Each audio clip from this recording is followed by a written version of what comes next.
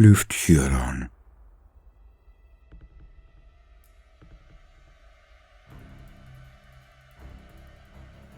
Welcome, gentle listener. I am Baldermort, your faithful servant, and I wish to introduce you to the forces, factions, and faces of the Warhammer 40k universe, the grim darkness of the far future, where there is no time for peace, there is only time for war. Today, we are to deal with a character which is pivotal in one of the most famous campaigns of the setting, the Badab War. But he still remains to be one of the most potent of all Chaos Lords presently in the setting, and in that case, we should definitely find out a little bit more about him. Now, I've not been engaging in the larger campaigns yet, as we have had so many fundamental basics to cover, and still do by country mile, I can tell you. But we are getting closer to the end of the run, but some elements of campaigns will be covered in the future, I hope. So all good things come to those who wait. Now, I have done a reading on the history of this character, as I have to admit that I have not finished a bit of a whopper that I am still working on. Alas, a mild bug threw me off kilter for a few days, savaging my coherency. So this may be seen as a low-impact video, but it should be entertaining all the same. And so, as usual, for the very basics, let us lean on existing wisdom. To quote Lufgt Huron, the Tyrant of Badab. The Astral Claws were one of a series of Space Marine chapters tasked with watching over the blighted region of space known as the Maelstrom. An open wound in reality, the Maelstrom is a place where demons walk the worlds drowned in its depths, where aliens swarm like carrion feeders and the outcasts of humanity gather and grow strong. The Astral Claws once watched over the Maelstrom, but even as they waged their war against the dark, they found themselves part of a dwindling host. Its fellow Maelstrom Warrior chapters were drawn off to fight other wars, and every request for aid was answered with silence. Perhaps fate would have taken a different path if another had sat on the throne of Badab. But it was Lufgt Huron who watched as the malignancy of the Maelstrom waxed, and his chapter alone paid the blood price of vigilance. How could such a father of warriors accept the slow death of his chapter? How could he accept failure? Perhaps in pride, perhaps in desperation, Huron broke with the iron law of the Imperium. The rise of Lufgt Huron. Most of the Imperial records pertaining to the Astral Claws have been lost or purged, following the Edict of Obliteration that was issued by the Inquisition following the conclusion of the Badab War. But there is evidence that Lufgt Huron first came to prominence within his chapter as a scout novitiate during the later stages of the Ribos Crusade. He first displayed his valor during the campaign to conquer the outcast Eldari Exodite world of Lufgt, where he fought through a psychic assault and killed an Asuryani warlock with his bare hands, saving his squad. He was later reassigned to his chapter's Devastator Reserve, upon becoming a full initiate of the Astral Claws. He soon proved that he was a natural leader, an insightful tactician in a number of battles. As time progressed, Huron proved to be an unusually skilled master at the tactical application of firepower. His rise was meteoric from this point on, as he ascended first to the chapter's 3rd Battle Company, and then joined the veterans of the Astral Claws' Elite 1st Company, where his superlative combat skills saw him raised to command other Space Marine veterans with far more practical experience than he. Huron excelled as a warrior and a leader, and was soon named the captain of the 3rd Battle Company. In his role, he displayed his true strategic prowess, and unleashed innovative tactics that saw his battle brothers defeat enemy forces several times their size and power. But within the ranks of the Astral Claws, there were those who saw Huron's rapid ascension and the fanatical devotion of those that served him as a threat, for they feared that the growing loyalty to Huron was greater than their fellow battle brothers' love for either their chapter or the Emperor.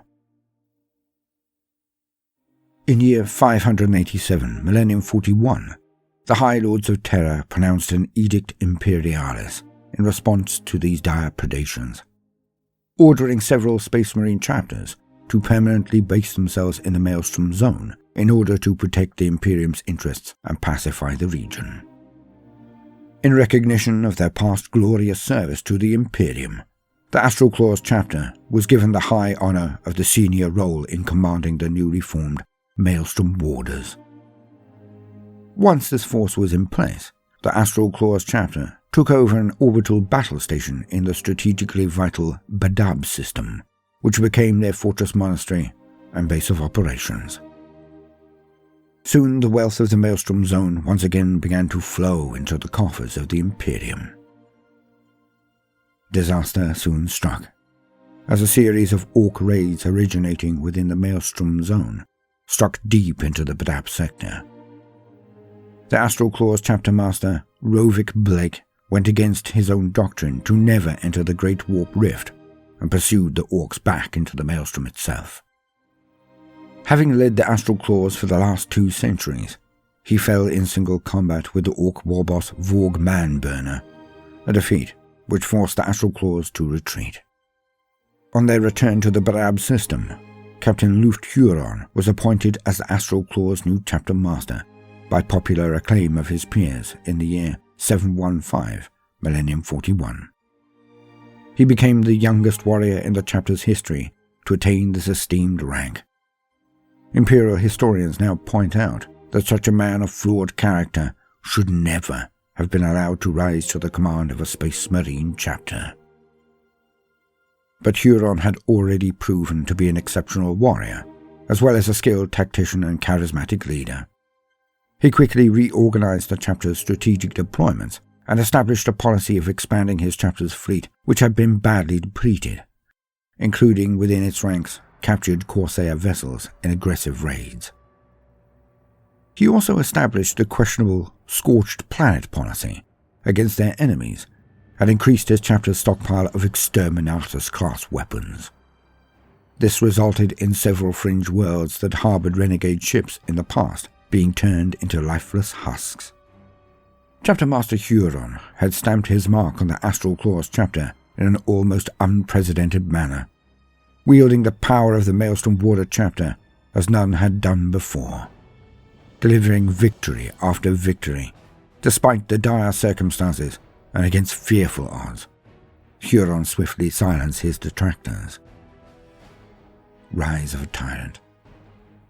In year 718, Millennium 41, a failed coup on the hive world of Badab Primaris led to an abortive civil war, and the Astral Claws stepped in and brutally crushed the conflict. In the aftermath, the elements behind the coup were brought forth to Lufgt Huron for judgment.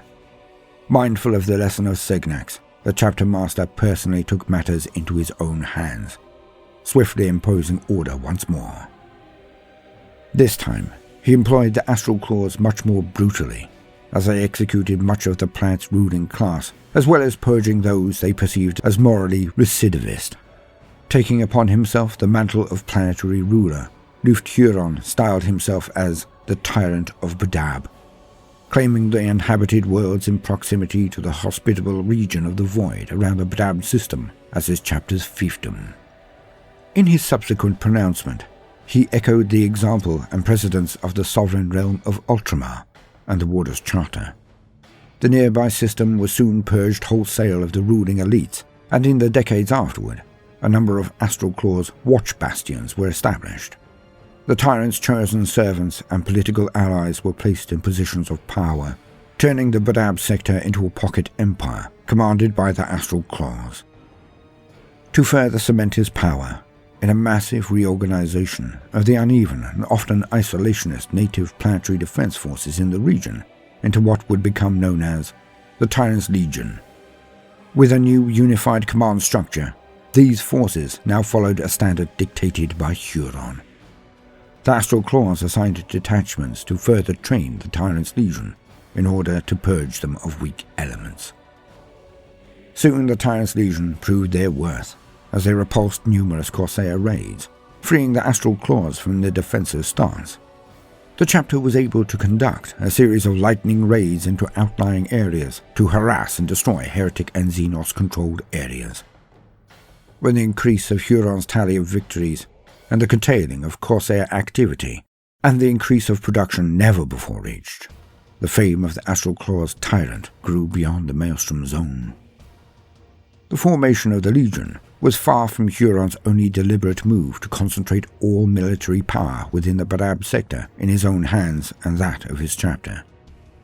As through a system of patronage, charisma, might and political skill, he also inveigled the noble houses and commercial interest of those worlds he protected under his direct control, and even suborned the local officers of the Maelstrom Fleet Squadron under his personal authority.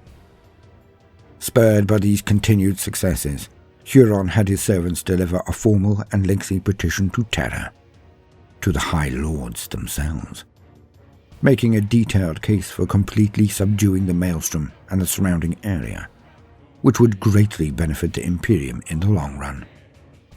In order to achieve this, Huron advocated the deployment of several more Space Marine chapters to the Warder's ranks, suggesting even that a new founding might be warranted to meet the needs of his plan. Unfortunately, Huron's petition was dismissed without full hearing, on the grounds that the requirements of the Imperium were better met elsewhere. The Badab Schism. During the mid-700s, Millennium 41, the Astral Claws' submission of required gene seed ties to the Magos Inviglia of the Adeptus Mechanicus became infrequent and incomplete. Although initially a cause for concern, such matters were not uncommon, particularly those Space Marine chapters deployed to border areas or on crusade, simply because the chapter itself might have a temporary need to retain the gene seed itself to sustain battlefield losses. But as the omission persisted, this signaled to the Mechanicus that there was some darker motive at work. This would later prove to be true with the Astral Claws, as evidence later indicated that this first great sin against the traditions of the Astartes would arguably result in the chapter's fall into heresy. Repeatedly denied the reinforcements he had requested to aid him and the Maelstrom warders in carrying out their tasks. In his arrogance and pride, the tyrant sought to expand his forces into an army equal to a Space Marine legion of old. Further covert investigation would later uncover that the Astral Claws Apothecarian were conducting heretical experiments in rapid zygote cultivation.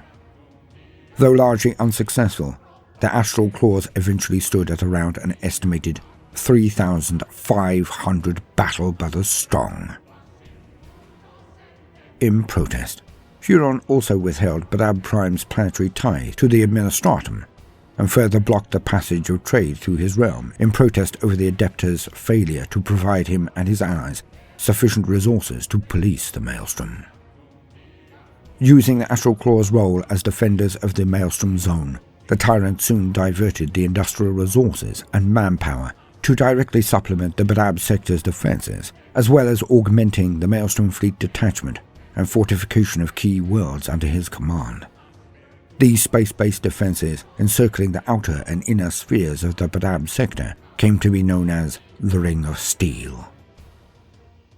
On Badab Prime, the tyrant ordered the demolition of the ancient citadel of the ruling Dominars, and instead erected the legendary huge fortification Palace of Thorns to his own specifications and design.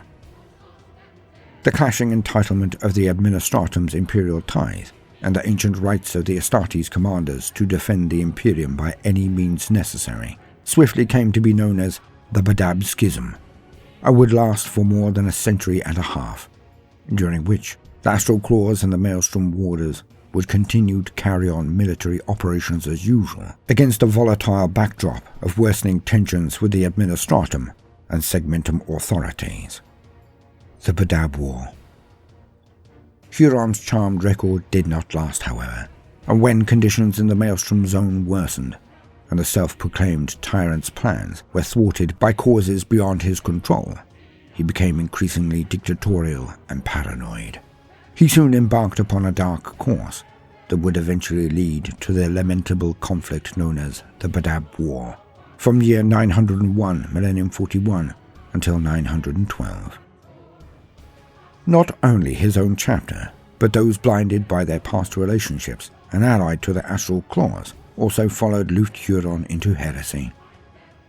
In the face of wanton heresy and deceit, the Inquisitor Legate, charged with prosecuting the crusade against the secessionist forces of the Badab sector, condemned the entire Astral Claws chapter as excommunicate traitores, and placed their allies under official suspicion of heresy and treason. Lufgt Huron was a power-hungry and ambitious individual who should never have risen to power within a Space Marine chapter. Huron's megalomania became apparent as he steadily distanced himself from the Imperium, hoarding Badab's planetary tithes for himself. He was plainly a dangerous individual, able in many respects, but lacking the absolute dedication to humanity vital in a Lord of the Imperium. Though Lufgt Huron became an increasingly unstable commander, throughout the Badab War he remained a brilliant tactician who favoured strategies of stalwart defence married to high-speed counter-attack and subtle flanking actions. He often turned his enemy's reliance on the Codex Astartes to his advantage in outwitting his fellow Space Marines. He also led many of his strike forces from the front line where he could, inspiring the warriors that followed him and assuring them of the righteousness of their cause. The Badab War burnt for almost a solar decade, consuming stars, planets, and billions of lives. 17 Space Marine chapters fought on its many bloody battlefields. The uprising came to an end in early 913, Millennium 41, with the fall of Badab Primaris and the final defeat of the Astral Claws. At its end, the rebellious Astral Claws were pushed back to the Badab system and the fortress of the Pass of Thorns. The forces of retribution closed in, and the scene was to be set for one of the most brutal planetary assaults in Imperial history. Rolling bombardments turned cities to dust and shattered stone.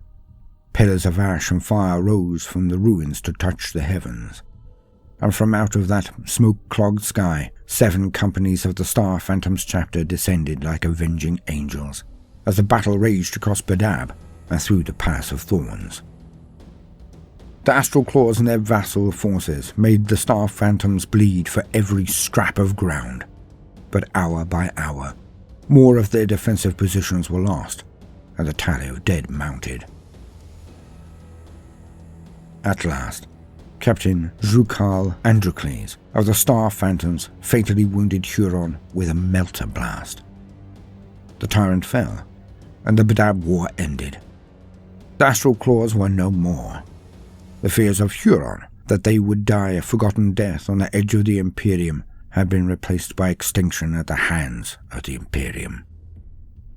As father of his chapter, he had not only failed, but brought about the doom he had been trying to avoid. Scoured from Imperial records, the honours won by the Astral Claws in their long service became ash, their domains given to those who had cast them down, but the tyrant lived. Taken from the battlefield by a cadre of his veterans, he had clung to life through sheer force of will, despite being reduced to an unrecognizable heap of charred flesh and armor, and missing most of the right side of his body. Bearing the broken form of their lord, the last of the Astral Claws fled. Only a contingent of about 200 of the renegade Astral Claws, now devotees of Chaos Undivided, managed to fight their way through the Exorcist's blockade and escape into deep space, taking refuge in the hellish realm known as the Maelstrom, joining the hordes of aliens, renegades, and heretics that made the Maelstrom their lair. There, amongst the warp-saturated clouds of dust and gas, the Tech Marines and Apothecaries laboured over the remains of Huron for 7 solar days and nights. On the 8th day, Huron rose and looked on what remained of his chapter. He saw a ragged band of loyal warriors, a last remnant of a past that was now dead. Barely a company's strength had survived the fall of the Pass of Thorns. Amongst them stood veterans and new initiates alike. And when his brothers looked back, what did they see? A walking body of scar tissue and machinery, its wound-chewed face twitching from an agony held back by his iron will. Without a word, the Astral Claws knelt to Huron then and there. He beheld his remaining warriors in silence, and, through the film of pain and near-death madness, saw a new path for him and his brothers. He spoke then, telling them to rise, to strike out the symbols of loyalty to the Imperium which had betrayed them, and to paint their armor red for the blood of their murdered brothers. They would survive, he said, and they would rise. In that moment, the survivors of Badab shed their last tattered scraps of honor. The Astral Claws were no more, only their bloody shadows remained, clad in the crimson that would give them their name. They were Red Corsairs, and if they could not live in honor, they would rule in hell. The tyrant ordered his fleet to seek a new world to conquer. By the 12th day, Huron could stand and don his power armor once more. His fanatical followers hailed his recovery as a miracle. But if it was any kind of a miracle, it was a dark one. Master of the Maelstrom. In the depths of the Maelstrom, Huron began to gather power. Huron's limited forces easily overwhelmed the first pirate stronghold they found, slaughtering all the Corsairs within. The survivors swore allegiance to the tyrant and became his slaves, soon learning to fear his fury. On renegade worlds, Huron slew petty kings and forced mutant lords to kneel at his feet. When the other pirate lords of the Maelstrom refused his demands, he slew their followers, looted their holdings, and gave them to the warp-twisted mutants infesting his ships for sport. Soon, the outcasts of the Maelstrom learned not to refuse the master of the Red Corsairs. From the pirates and renegade navigator clans he took ships. From the populations of dank slave worlds and rust-filled space stations, he took flesh and muscle to labor in his holds. Piece by piece, Huron and the Red Corsairs built a dark mirror of the lost realm of Badab. From his throne on the rusted space station of Hell's Iris, Huron watched as his power grew, unbound by the strictures of the Imperium. Ragged fleets of ships raided into the Imperium, bled its worlds of slaves and riches, and returned to heap them at his feet. The denizens of the Maelstrom named Huron the Blackheart, and he wears that title like a crown. Just as Huron's power grew, so did the strength of the Red Corsairs. As though drawn by fate, the renegades of many chapters would find their way to the Maelstrom and to the foot of Huron's throne.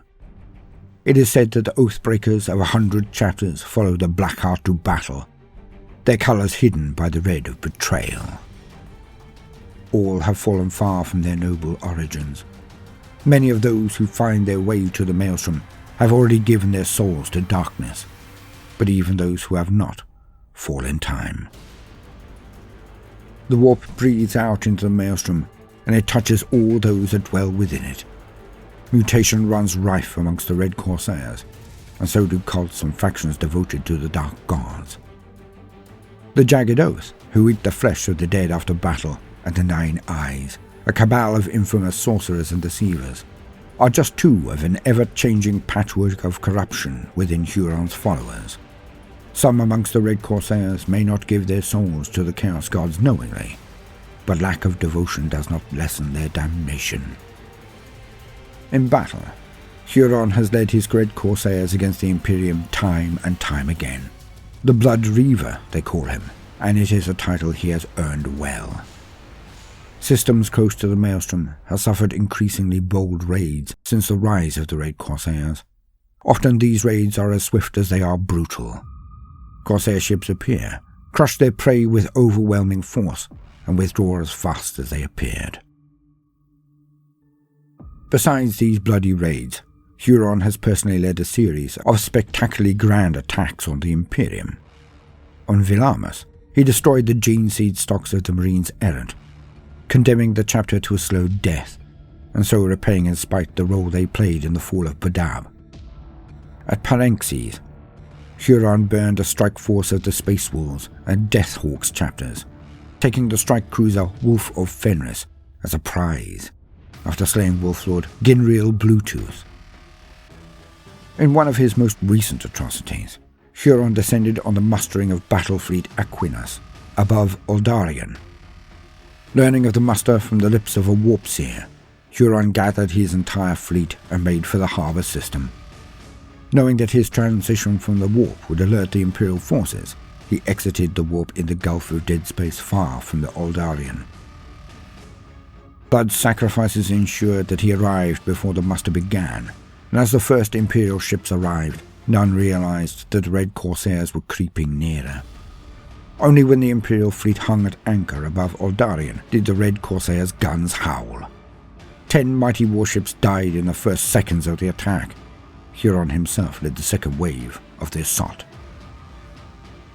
The strike cruiser Wolf of Fenris dove into the burning core of the Imperial fleet and launched boarding pods into the hull of the battleship Chosen of Thor. 100 Red Corsairs, with Huron at their head, cut their way to the battleship's reactors and quenched them. The Chosen of Thor became dark and silent as the rest of the muster was ripped apart beside it. It is thought that Huron let some of the Imperial ships go, holding fire when they broke from the battle. When the ships reached other Imperial forces, their crews told of a last message, growling from the signal arrays. "Your empire is dead," it said. As the end times spiral towards a final midnight, Huron's strength waxes, and the Maelstrom swells to claim worlds that it has never touched before. From his fastness, Huron watches while his forces raid ever deeper into the Imperium. Some say that the Blood Reaver is waiting, that the forces he had so far unleashed are but a fraction of his might. What he waits and watches for, none know. But the Lords of Terror fear that when that hour comes, the fallen Tyrant of Badab will return to claim the throne from which he was cast down. The present day. At the dawn of Abaddon the Despoiler's 13th Black Crusade, Huron made his own simultaneous assaults upon the Imperium, draining the resources of the Adeptus Astartes, who strive to hurl the Chaos Space Marines back to the hells from which they came. With the opening of the Great Rift in year 999 of Millennium 41, following the fall of Cadia to the Despoiler, the Maelstrom has become but a part of a far larger empiric anomaly that spans the Imperium from one side to the other. Over the course of their near-constant pillaging of the Imperium's domains, Huron Blackheart and his raiders have become expert at negotiating those areas that are in the Imperium or on the fringes of real space at the same time. Already the Red Corsairs have been sighted far further afield than the environs of the Maelstrom. It is all but certain that the Tyrant of Badab has struck some devil's bargain with the powers that dwell in the warp. For if the Imperium's after-action reports are to be believed, he has been seen in 2 different segmentums at the same time. The armaments of the Tyrant of Badab. Terminator armor. As former master of a well-resourced and equipped Space Marine chapter, Lufgt Huron had access to a plethora of arms and wargear of the highest quality, including among which were a number of suits of armor of various types. Perhaps most famous of these was what was known as his Armor of Pride, a heavily customized set of Terminator armor adapted and augmented for him by the Astral Claws Master Artificer Arminius Valthax. Since his fall to Chaos, his armor has changed due to long exposure to the warp, as well as displaying the usual Chaos iconography and fetishes. The Tyrant's Claw. The Tyrant's Claw is the monstrous, bear-like bionic arm and shoulder that was built to replace Huron's own arm. The Claw is a power fist that incorporates a built-in heavy flamer. The Tyrant's Claw was built from the remnants of a relic lightning claw known as the Ghost Razors, which fragmentary evidence suggests was gifted to Lufgt Huron by the remnants of the Tiger Claws chapter, in gratitude to their savior.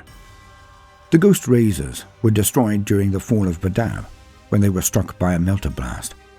The device exploded catastrophically, incinerating Lufgt Huron's right arm and most of his right side. Like its predecessors, the Tyrant's Claw is a heavily armoured gauntlet that houses a number of articulated blades.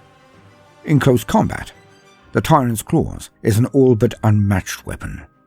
The unmodified phase frequency disruption fields imparted to their cutting edges prove able to slice through solid matter at a submolecular level, parting ceramite and adamantium plate effortlessly, and sundering energy fields and force barriers they encounter. The heavy flamer incorporated into the Tyrant's Claw is commonly employed as a squad support weapon by Terminator units deployed into closely confined battle zones. The use of such a weapon by a Space Marine commander was an unorthodox choice, but one that clearly reflects Huron Blackheart's preferences for participating at the very front of battle and heavy assaults. The heavy flamer's specific pattern remains unknown, and it was likely a direct creation of Arminius Valthax in his capacity as the Tyrant's personal armourer and weaponsmith. Iron Halo. The Iron Halo on Blackheart's armour emits a very strong gravitic conversion field around its wearer, which makes his armour even harder to pierce with energy weapons. In addition, it also provides its wearer with immense resilience to even the most potent weapons on the battlefield, such as las cannons and missiles of all varieties. The shield stands a good chance of deflecting many deadly projectiles that would normally slay a Space Marine with ease. The Hamadryer. The Hamadryer is a peculiar creature which seems bound to Huron Blackheart. Slick-skinned, with blank red eyes, it resembles something like a featherless bird or skinless dog. But when seen on the edge of sight, its shape changes, bloating in size, or turning into a flickering pillar of flame. The Hamadryer is, in truth, a creature of the warp. The Hamadryer began its life as a thought, a potentiality, a tendril of insubstantial warp stuff that draped itself invisibly across Huron's mantle. Over solar weeks, months, and then standard years, it became something more tangible. In its earlier stages, it was nothing more than a wisp, a curl of smoky air that lingered around the transhuman's warrior's shoulders, like a mist snake wrapping itself protectively around him. Huron himself seemed either oblivious or indifferent to its presence, but over time he began to notice that he was developing a sensitivity, and then a resistance, to psychic intrusions. The Hamadryer seems to gift Huron with strange powers, slowing time, allowing him to see lies and to know truths that no mortal should. The more he realized this, the stronger the warding became, until eventually the ethereal presence at his shoulders took on a more corporeal form. Sometimes it was reptilian, sometimes avian, other times simian, but always animalistic and never larger than the breadth of the Astartes' shoulder span. Others could see it, but never for long. Most of the time it could only be glimpsed briefly out of the corner of the eye, leaving the viewer wondering if they had seen it at all. But it has limitations. The further Huron strays from the Maelstrom, the weaker the creature becomes. Power Axe. Huron Blackheart's Power Axe may be his secondary weapon, but it is no less fearsome. While the Tyrant's Claw slashes enemies to pieces and sets them ablaze with its flames, Huron wields the axe in his left hand, dispatching enemies foolish enough to get within range of the short swings of its heavy blade. End quote. Now, no matter what you do today, do try to make some time for fun. Toodaloo.